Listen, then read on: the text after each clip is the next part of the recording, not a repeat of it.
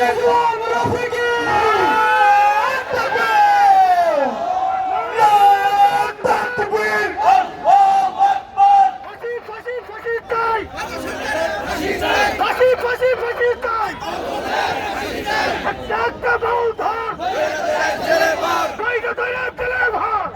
عليكم ورحمة الله وبركاته. الحمد لله وكفى والسلام على عباده الذين اصطفى أما بعد. فأعوذ بالله من الشيطان الرجيم. بسم الله الرحمن الرحيم. وقل جاء الحق وزهق الباطل إن الباطل كان زهوقا. হেফাজতে ইসলাম বাংলাদেশ মানিকগঞ্জ জেলা শাখার আজকের বাউল ধর্মের মুখ সম্মোচনে আয়োজিত আজকের এই মহতী সম্মেলনের সম্মানিত সভাপতি হযরত উলামায়ে কেরাম, প্রথমত একটি বিষয় খেয়াল করা দরকার।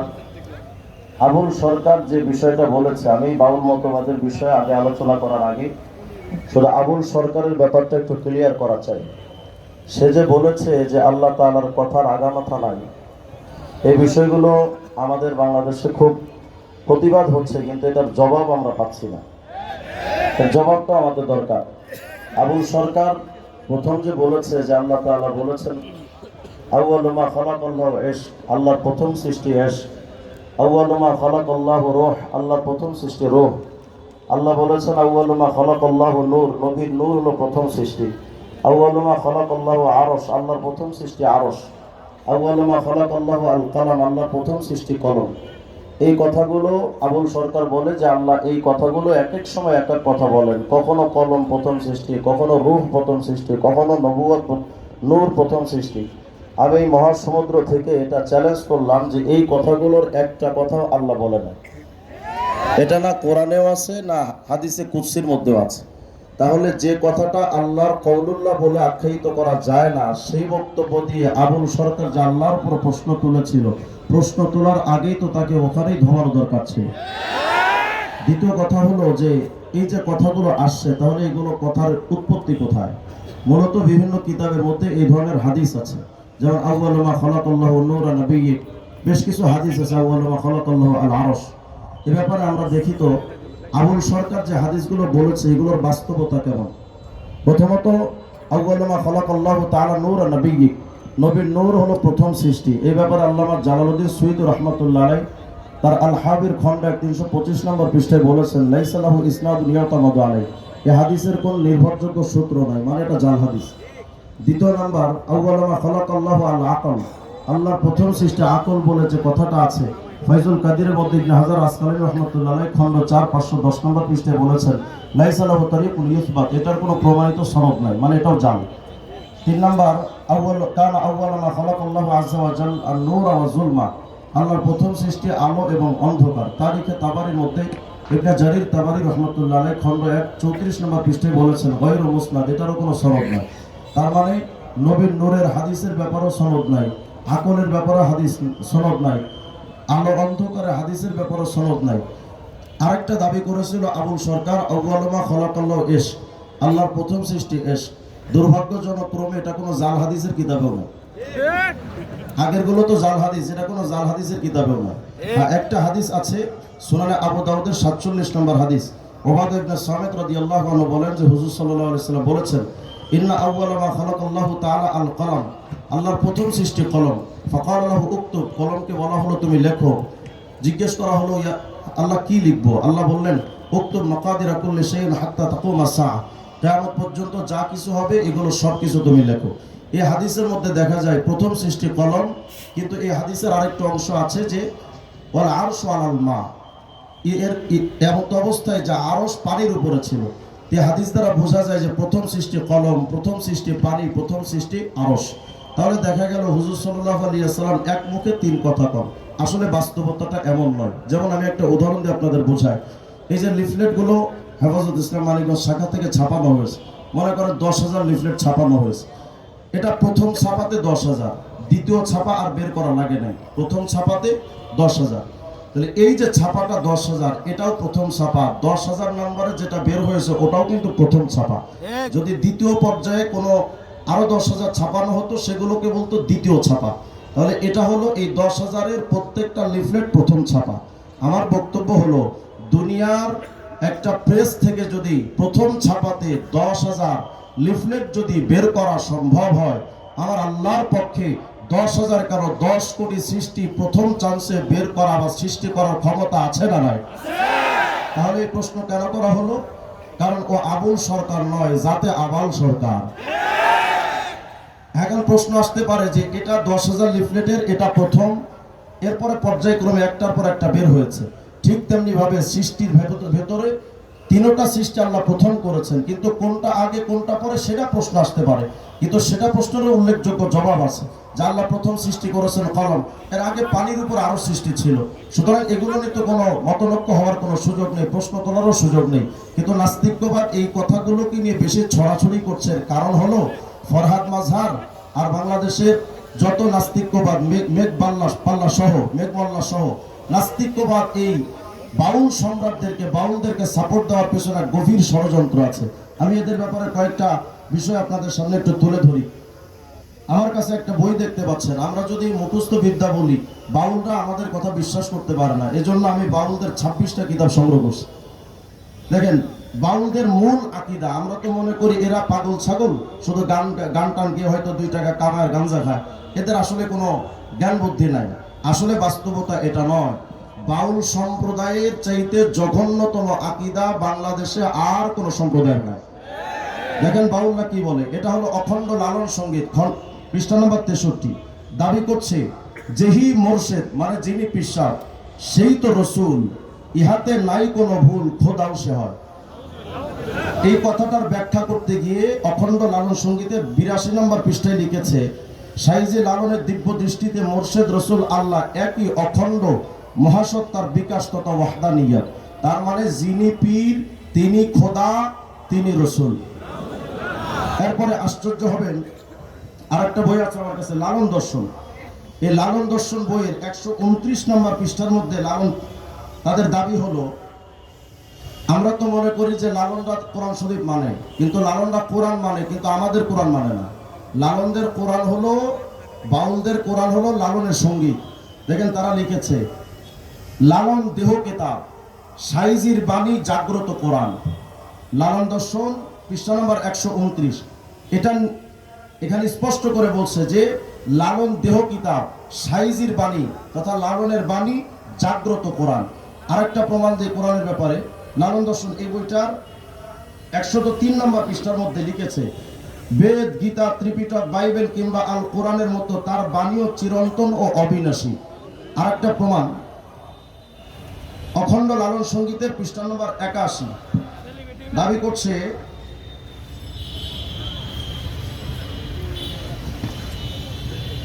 তাদের বক্তব্য হলো, ফকির লালন সাহেব মুক্ত ছন্দ মহাসমুদ্রের মতো চির প্রবাহমান সত্য, যা অখণ্ড এবং সর্বব্যাপ্ত কোরআন। তার মানে লালনদের বাউলদের মূল থিম হলো লালনের গানগুলো, তার বক্তব্যগুলো হলো কোরআন। আগে বক্তব্য থেকে জানলাম যে তাদের দাবি হলো যে লালন তথা যত গুরু আছে পৃথিবীতে সমস্ত পীর এবং গুরুরা হলো আল্লাহ এবং রসুল। আশ্চর্য হলেও সত্য, লালনদের আরেকটা বক্তব্য হলো, আমরা তো মনে করি শুধু গুরুদেরকে ওরা খোদা মনে করে। এই লালন দর্শন বইয়ের 103 নম্বর পৃষ্ঠার মধ্যে গিয়ে তারা লিখছে, লালনকে কোনো ঐতিহাসিক ব্যক্তিত্ব রূপে ধরে নিয়ে আমরা এগোতে পারি না। আমাদের কাছে তিনি চিরন্তন, শাশ্বত এবং মূল সত্তা, মানে লালনই খোদা। এরপরে আরেকটা প্রমাণ দিই, তাহলে আমরা প্রথম প্রমাণ পেলাম লালন খোদা, লালনের বাণী কোরআন। আরেকটা প্রমাণ দেখি, অখণ্ড লালন সঙ্গীত এই বইটার 57 নম্বর পৃষ্ঠার মধ্যে লালনদের বক্তব্য, আমরা মনে করি তারা ইসলাম মানে। দুর্ভাগ্যজনক ক্রমে বাউলরা নিজেরাও দাবি করে না যে তারা মুসলমান, কিন্তু আমরা জোর করে তাদেরকে মুসলিম বানাচ্ছি। অখণ্ড লালন সঙ্গীত বইয়ের মধ্যে 57 নম্বর পৃষ্ঠার মধ্যে লিখেছে, আমরা তো লাউদ নাসালা মুসা, এই জামানায় যদি মুসা নবীর আগমন হয়, জামে সগীরের হাদিস, ফাত্তাবাতুমুহু, তোমরা যদি মুসা নবীকে মানতে শুরু করো, তারাকতুমুনি, আমি মুহাম্মদকে বাদ দিয়ে লাদালালতুম, অবশ্যই তোমরা পথভ্রষ্ট হয়ে যাবে। তাহলে রাসূল আরবীর সিদ্ধান্ত হলো আমাদের নবীর পরে আর কাউকে নবী মানা যাবে না। কিন্তু বাউল মতবাদের লালন বলে, মোরশেদ যা ইশারা দেয় বন্দেগীর তরিক সেই হয়, কোরআনে তা সাফ লেখা রয়, আবার অলি দরবেশও তারাও কয়। এই গানের ব্যাখ্যা করতে গিয়ে নিচে লিখেছে মোর্শেদ রূপে আল্লাহ, মানে যিনি পীর উনি তো মূলত আল্লাহ, ওদের বিশ্বাস।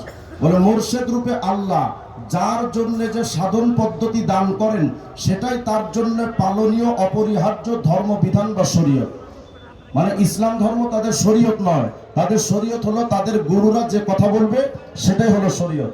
আরেকটা বই আমি প্রমাণ দেখাই, এই যে বইটা বাংলাদেশের বাউল, এই বইটা ডক্টর আনোয়ারুল করিমের লেখা। আনোয়ারুল করিম লালন একাডেমির পরিচালক ছিলেন সাবেক।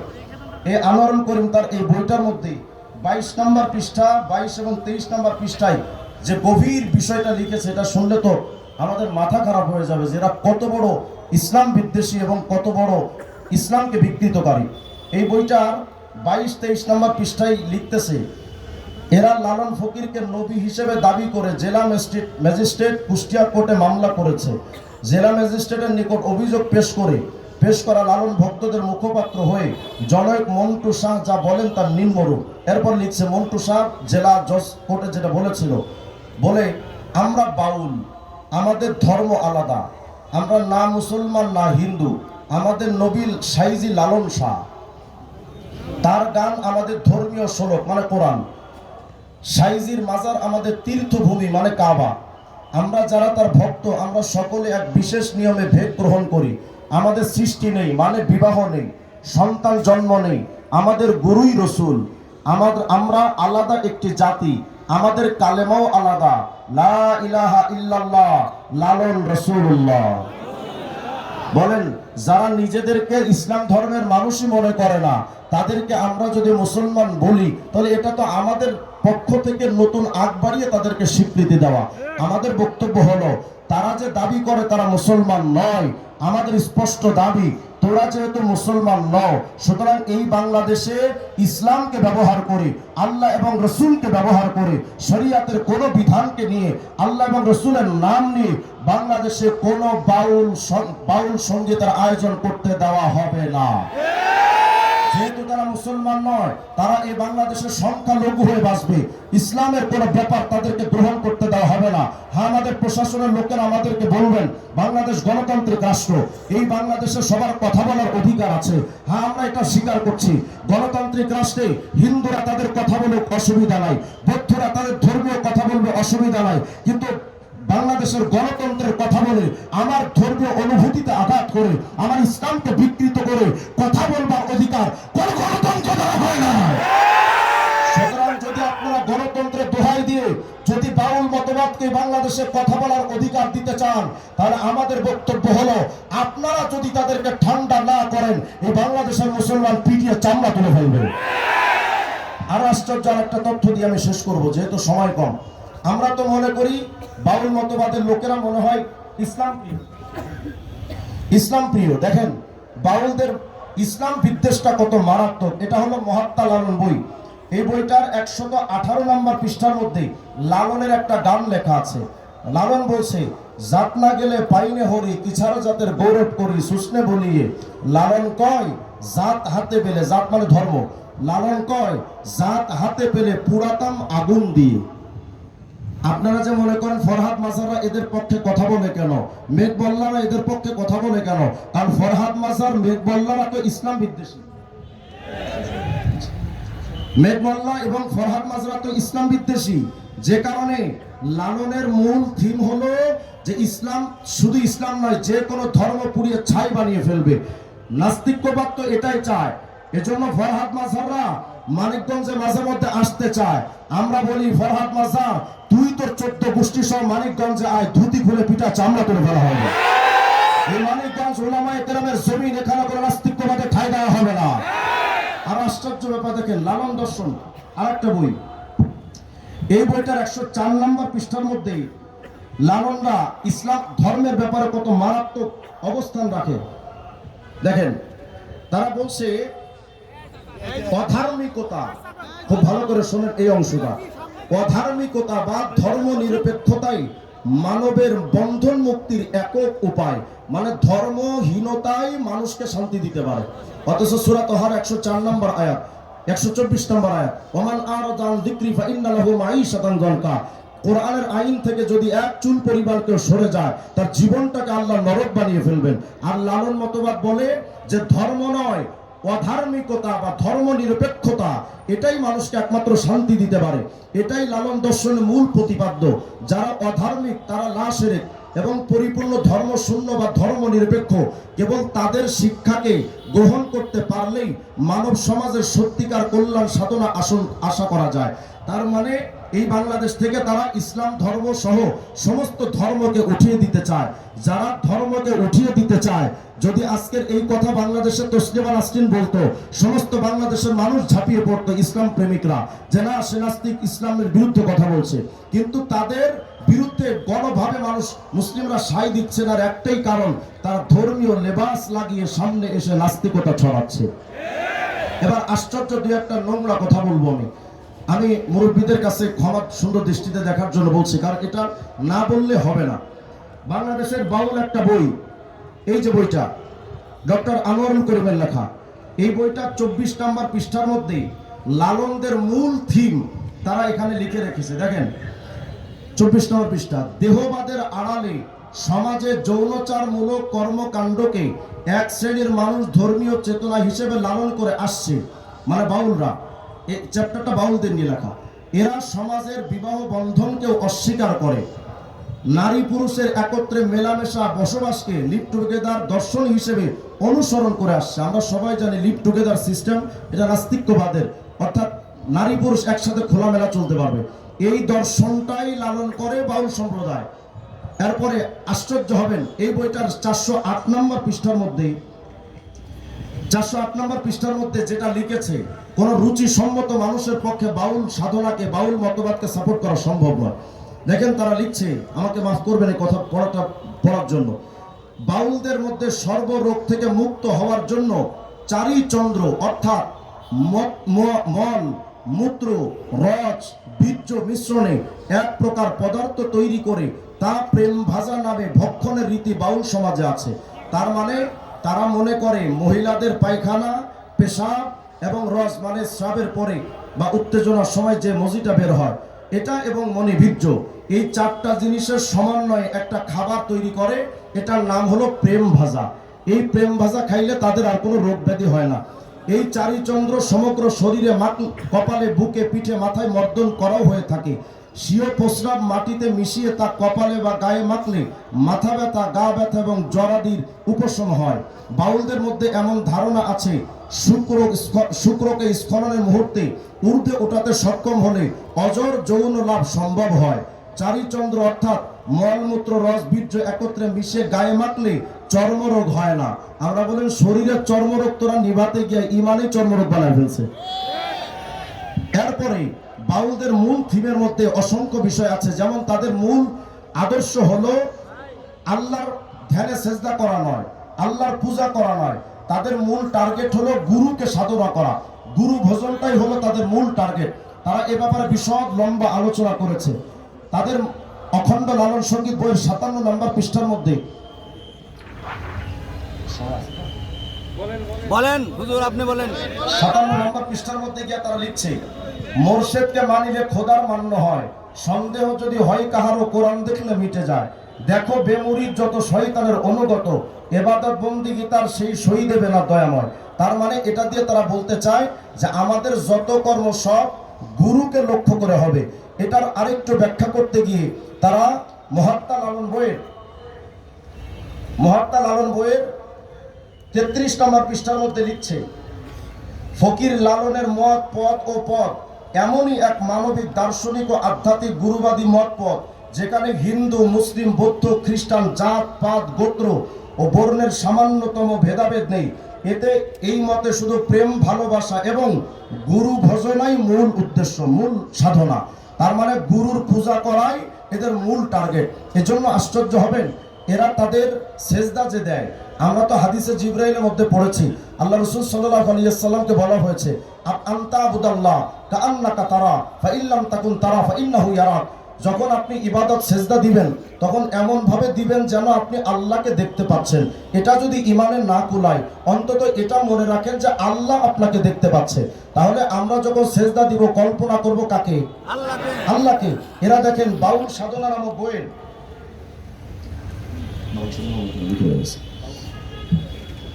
আচ্ছা, বাউল সাধনা বইয়ের আমি বইটা ওদিকে আছে, আমি এখানে পড়ে দিচ্ছি। আলিফ মানে সোজা ও রুকু মানে হাঁটুতে যাওয়া। তারপর সিজদার সময় মুর্শিদ রূপ ধ্যান করতে হয়, মানে সিজদার সময় মুর্শিদ রূপ ধ্যান করতে হয়। সেই ধ্যান করতে পারলে চোখের সামনে আল্লাহ রূপী মুর্শিদ উপস্থিত হন, আর সেই আল্লাহকে হাজির নাজির রেখে সেজদা করতে হবে। তার মানে যখন আপনি সেজদা দিবেন কল্পনা করবেন যে আপনার পীর আপনার সামনে হাজির, এই পীরকে আল্লাহ মনে করে সেজদা দিতে হবে। অথচ কোরআনে কারীমের অসংখ্য আয়াতের মধ্যে আসছে ফাসজুদু লিল্লাহি ওয়া আবুদু, আল্লাহকে সেজদা করো, আল্লাহর ইবাদত করো। যারা এত এত কুফরি মতবাদ লালন করে, আমি জানতে চাই তারা মুসলমান না বেঈমান? বলেন মুসলমান না বেঈমান? সুতরাং আমাদের সুস্পষ্ট বক্তব্য হলো, যারা সমাজে শিরিক ছড়াচ্ছে, যারা সমাজে কুফর আর বিদ্বেষ ছড়াচ্ছে, বাউল মতবাদ নিয়ে আলোচনা করতে গেলে লম্বা টাইমের দরকার। আমি এদের নিয়ে মোটামুটি একটা বই লেখা হয়ে গেছে আমার, আগামী এক সপ্তাহের মধ্যে ক্লিয়ার হয়ে যাবে ইনশাআল্লাহ। আমি এতটুকু আপনাদের ধারণা দিতে পারছি, যারা নিজেদের পীররে খোদা এবং রসুল মনে করে এবং স্পষ্ট করে বাউলরা বলে আমাদের ধর্ম ইসলাম নয়, আমাদের ধর্ম হলো দ্বীন এলাহি। দ্বীন এলাহি মানে সম্রাট আকবর 1856 সালে যেটা তৈরি হয়েছিল, দ্বীন এলাহি। মুসলিম, বৌদ্ধ, খ্রিস্টান, ইহুদি সকল ধর্ম মিলিয়ে একটা ধর্মের নাম, সেটা হলো দ্বীন এলাহি। বলে আমরা দ্বীন এলাহি পরিচালক, দ্বীন এলাহির প্রবর্তক বা দ্বীন এলাহির আমরা প্রচারক। কিন্তু আশ্চর্যজনক হলো সত্য, এই যে বাউল শব্দটা আমরা শুনি, এই বাউলটা মূলত আমরা ওলামা কেরাম জানি বাল নামে এক দেবতার কথা আমরা পড়েছি কিতাবাদিতে, বাল। এই বালের অনুসারী হলো এই বাউল মতবাদ। সুতরাং যাদের উৎপত্তিটাই শিরিক আর কুফর থেকে, সেই বাউল সম্প্রদায় আর যাই কিছু দাবি করুক না কেন, আমাদের বাংলাদেশে মুসলিম হিসেবে পরিচয় দিতে পারে না। আমি প্রশাসনের ভাইদেরকে আবেদন করছি, আমাদের আকাবির এখানে আছেন, মধুপুরী পীর হুজুর সহ আমাদের বাংলাদেশের হেফাজত ইসলামের সমস্ত নেতারা এ ব্যাপারে একমত।